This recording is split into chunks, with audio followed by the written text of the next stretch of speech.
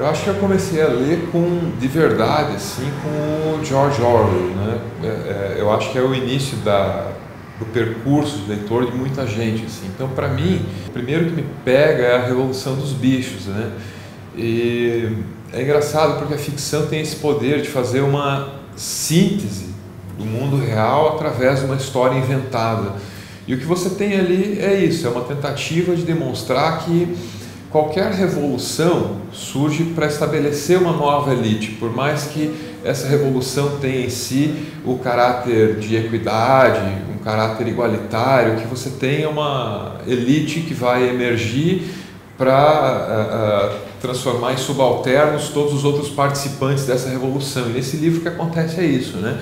Os animais tomam o poder e os porcos, justamente os porcos, eles se revelam a elite dessa revolução e acabam subjugando todos os outros animais que participaram da revolução junto com eles, né? E depois eu acabo indo para coisas mais complexas, assim, do George Orwell. Outro muito conhecido é 1984, e novamente é uma ficção, mas que nos serve para fazer um alerta sobre o mundo real, sobre o potencial do totalitarismo e aquilo que ele pode vir a ser. Então é uma denúncia muito, muito eloquente que ele faz ali. Na sequência, eu continuo entrando dentro da obra do George Orwell e aí eu encontro os trabalhos não ficcionais dele e descubro que o cara é apenas o maior jornalista que já existiu. Existe um gênero chamado de jornalismo literário. É você contar uma história real, é você fazer uma reportagem com recursos estilísticos próprios da literatura. E esse cara fundou esse gênero antes desse gênero estar em voga, lá pelos anos 60 e tal. E ali eu entendo assim, que eu devo ser jornalista, muito em função do conjunto dessa obra, né? E lendo mais e mais, eu vou cair no Jorge Luiz Borges, que é o meu primeiro autor preferido hoje, né? Um argentino que fica cego lá pela metade da vida e sem poder enxergar, ele consegue ver o mundo como aquilo que ele é. Então é um cara muito iluminado, assim, que entende como o universo funciona e tem alguns insights sobre física, sobre partículas, sobre o universo em geral, antes mesmo, décadas antes da ciência conseguir acompanhá-lo. Então o cara imaginava que a matéria funcionava de uma determinada forma e 50 anos depois vem a ciência para dizer, pô, era assim mesmo, né? Então esse para mim é um cara de uma imaginação assim sobre-humana. O cara tem um superpoder ali, né? E outro que tem um superpoder e está aí bem perto da gente, para mim, é o Paulo Leminski, que esse cara tem o superpoder de síntese. Então o cara consegue dizer em 3 linhas, o formato preferido dele é o haikai, coisas que você precisaria de páginas e páginas e páginas para estudar, dissecar e revelar. Um haikai muito poderoso dele para mim é: essa ideia ninguém me tira, matéria é mentira. E tem muito a ver com as mais novas ideias da ciência sobre o assunto, assim. Então esse também é um cara iluminado e super poderoso, é um X-Men da literatura. Eu jogo lá na minha infância, lá, quando eu tomei gosto pela leitura, que eu lembro de Cecília Meirelles. Tipo, ela tinha várias coisinhas, assim, várias historinhas que eu dizia, assim, que colégio do interior, primeira, quarta série, todo mundo junto, era a primeira, segunda, terceira, quarta série, todo mundo na mesma turma, que era uma escola bem de sítio mesmo. E eu aprendi a ler com 6 anos. Naquela época era muito cedo você começar 6 anos. E então e a professora dizia, ele lê melhor que você que está na quarta série, mas é que eu tinha mais figurinhas, eu tinha acesso a essas outras revistas antigas que eu não lembro, mas eu lembro que eu folhava, eu via, então a leitura chegou cedo em mim. E saindo dessa parte doce, eu vou pro Dalton Trevisan, de ler, gostar de uma Curitiba que parece que é, como eu que sou ator, parece que é um bastidores da Curitiba que ele relata. É aquela conversa do ônibus que você escuta, aquela conversa que você escuta na praça quando está passando.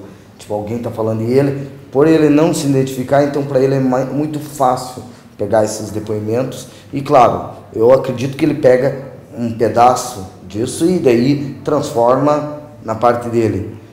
E estudando ele, fazendo peças de teatro dele, com textos dele, e conhecendo ele, eu descobri que ele não é toda essa coisa de ranzinza e tal. Ele é uma pessoa doce, ele é uma pessoa legal, e isso tem em algumas coisas dele, em alguns textos dele. Então, para mim, saio do doce da Cecília Meirelles e vou para o Dalton Trevisan, que é o hard, que é a coisa que é a Curitiba nervosa, Curitiba nefasta, mas também tem o docinho dele. Eu digo assim, que a leitura, ela te traz o conhecimento, por mais que seja qualquer coisa. Te ajuda a escrever, te ajuda a lembrar aonde vai a vírgula. E ela te dá conhecimento, muito conhecimento. Tipo, eu não conheço nada da Europa, mas eu conheço muito da Europa porque eu vou atrás de uma leitura. Então a leitura está ali para complementar aquilo que você não tem acesso aos olhos, talvez, né? Aos olhos, mas a sua mente está lá, está cheia de coisas, cheia de histórias, cheia de figuras que os olhos não viram. Então eu acho assim, ler não é perda de tempo, de jeito nenhum, é conhecimento para mim. Eu iria um pouco mais longe nessa questão. Eu acho que perda de tempo não existe, porque o tempo não te pertence, ele nunca foi teu. Como é que você vai perder aquilo que não é teu? Nenhum tempo te foi dado. Então, para mim começa por aí, mas se precisar de uma resposta mais objetiva, vamos lá, não tem problema. Na primeira resposta eu disse aqui que muitas vezes a ficção faz uma síntese da realidade, uma denúncia da realidade, muitas vezes ela é mais real que a realidade. Então, muitas obras de ficção têm esse poder, assim, você através delas vai entender o mundo no qual você vai estar inserido. Então, faz sentido e tem um caráter utilitário na leitura de ficção. Isso é inegável, é fácil de perceber.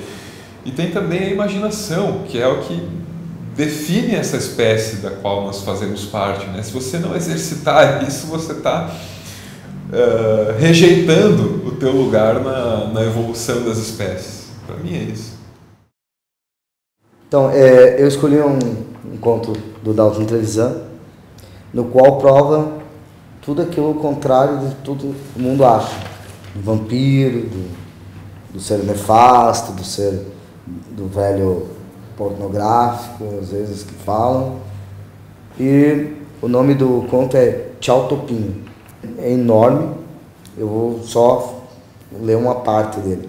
Ao abrir a porta de manhã, ali, quietinho, na cama, o velho Top se afinou, dormindo.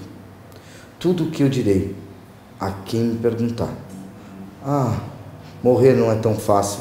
2 da tarde, entro na sala, ele dá voltas, tonto, arrasta a perna traseira direita. Meu Deus, carinha, o que foi? Ainda há pouco dividimos uma lasca de queijo branco. Só um pedacinho, hein? Não se acostume. Todo se lambeu delicado. Agora não para, aflito. Sempre a mesma volta, à esquerda. Falo com ele, afago a cabecinha em fogo. Abro-lhe a porta. Cambaleia na área, de certo em pânico. Não sabe o que lhe está acontecendo. Cheira sobre o portão, se arrasta sem rumo. Ajudo-lhe a subir o degrau. Mais giros. Bate-se na perna das cadeiras. Cego de um olho? Será? Pronto. Sacudiu inteiro de convulsões. Sinto no rosto o vento da marreta invisível que lhe acerta a nuca. Cai de lado, estala os dentes.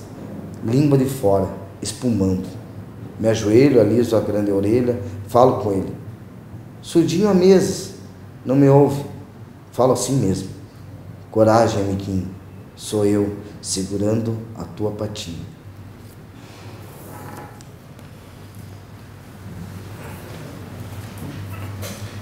O texto que eu escolhi para trazer tem a ver com a percepção maior dessa realidade na qual a gente está inserido, assim, a ideia de que nós não somos seres separados, isolados, todos somos partes do mesmo todo, né?